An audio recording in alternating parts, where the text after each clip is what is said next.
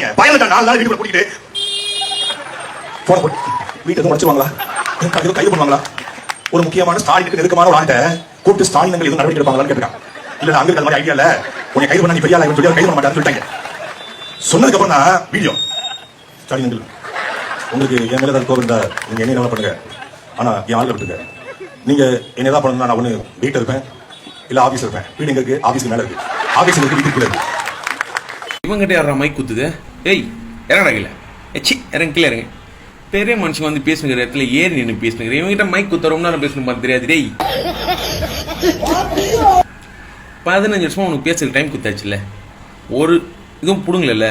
இப்போ நான் வக்கனையா உட்காந்து பேசணுங்கிற, பேசணுமா உனக்கு? பேசணுமா?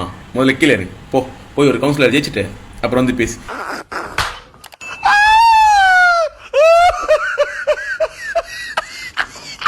$15 ஒரு வார்டில் நின்று ஒரு இதுக்கு ஜெயிக்க வக்கில் அதை நாய்ங்களாம் ஏறி நின்று நீ விஜய் பற்றி பேசினுக்கிறீங்களா, சிஎமை பற்றி பேசினுக்கிறீங்களா? டி கேவலவாதீங்களா?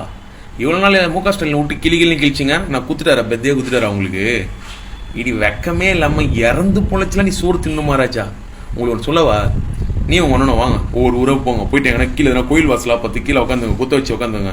அம்மா அம்மா யாருன்னா நிதி இருந்தால் கொடுங்க அம்மா, அம்மா ஆமாம் நிதி கொடுப்பானுங்க, வாங்கி வைத்த கழுவிட்டு போய் நேர்ந்துரு. டே நீங்கெல்லாம் வந்து தமிழ் ஈழத்தை பற்றி பேசுகிறீங்களாடா? என்னத்தடா அப்படி வெட்டி முறிச்சிட்டீங்க?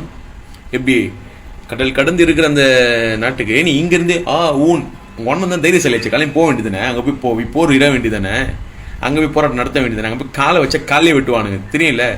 ஊரை ஏமாற்றி பொழப்பு நடத்தினுக்கிற கேவலமான ஜென்மங்க நீங்கள்லாம் வந்து விஜய் அவரை வந்து பேசிகிட்டு இருக்கீங்க. போய் கவுன்சிலர் ஜஸ்ட் வந்து பேசினாயே.